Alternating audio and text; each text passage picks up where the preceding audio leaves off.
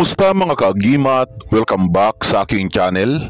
Sa video natin ngayon ay ating pag-uusapan ang tungkol sa mutya ng tiyangaw o rice bug at ang mga taglay nitong mga mahikagahong bertudes at paano nga ba ito makukuha ang kanilang sikritong mutya. At kung sakaling tangan mo ang mutya nito, ituro ko dito kung paano palakasin ang kanyang nakatagong may kagahong bertudes.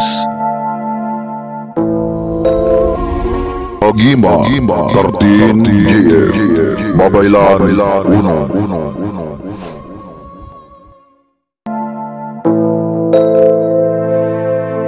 Tiyangaw ang tawag namin ng mga babaylan-unom sa ganitong sahing insekto sa aming salita na karaya dito sa isla. Kilala rin ang tiyangaw sa ibang katawagan katulad ng atangya, dangaw at rice bug naman sa wikang Ingles.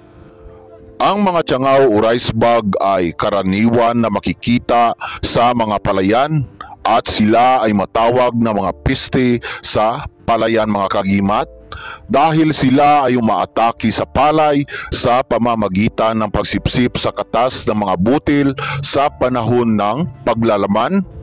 Ang inakay at ang matandang tiyangaw ay pawang mapanira sa palay. Ang insektong mga tiyangaw ay may kulay na green at habang sila ay tumatanda o may mga edad na mga kagimat na uring tiyangaw, ito ay may kulay na batik-batik na brown mga kagimat. Ang mga tiyangaw ay may kakaibang abilidad. Sila ay naglalabas ng mabahong amoy kung sila ay nadisturbo. Ito ay paraan nila mga kagimat sa pagdepensa para sa kanilang aura. Ang ating kalibutan ay puno ng misteryo at kababalaghan. Lahat na makikita natin na angkop sa kalikasan ay may mga nakatagong sikritong tagna. Kaya isa din ang mga insektong tiyangaw na may sikritong mutya na tinataglay mga kagimat. Dahil sa maliit ang mga ganitong insekto, ang taglay nilang mutya ay maliit din mga kagimat.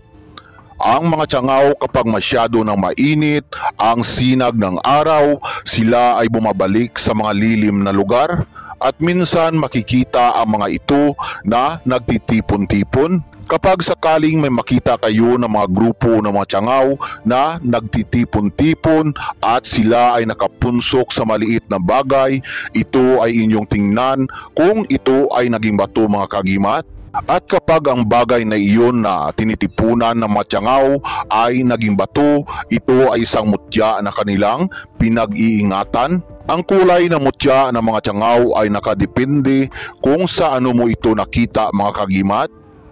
At kapag nakuha mo na itong mutya, ang gagawin ay maghagis ng isang barya sa sininagan ng araw. Ang paghagis ng barya kahit 1 piso ay sumisimbolo ito mga kagimat sa tinatawag namin na mga babaylan-unom na pasanag.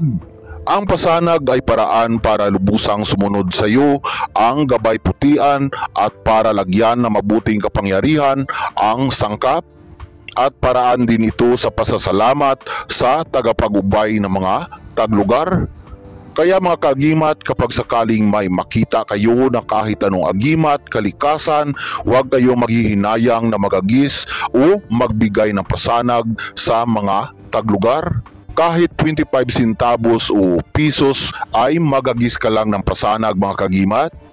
Yan ay ikasasaya ng mga tagapagubay ng mga taglugar mga kagimat.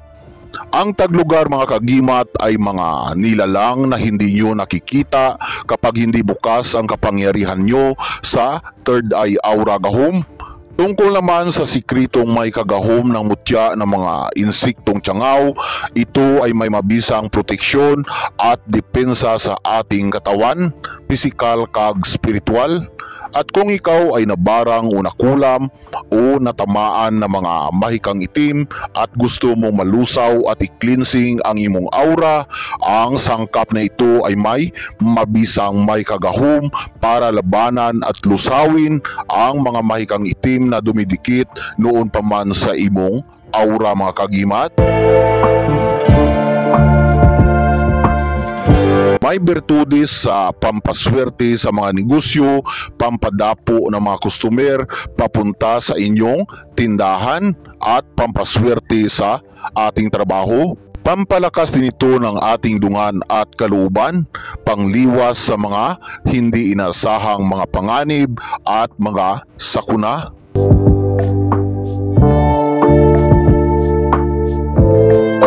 Tungkol naman sa mga bawal ng sangkap na ito ay bawal na dalhin sa maisementeryo.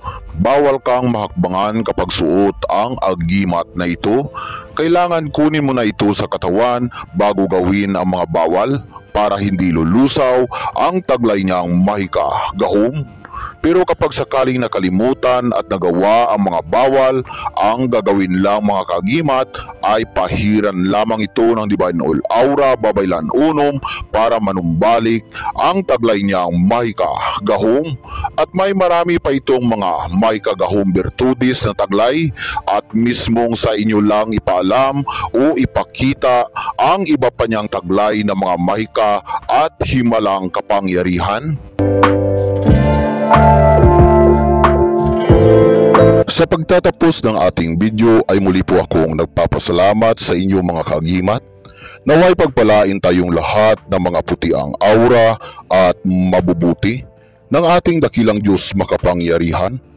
Ilayo sa mga sakit, iliwas sa mga hindi inaasahang mga panganib, at likupin ng kabanal-banalang bertudis niyang gahom at ibuhos ang swerteng bugna.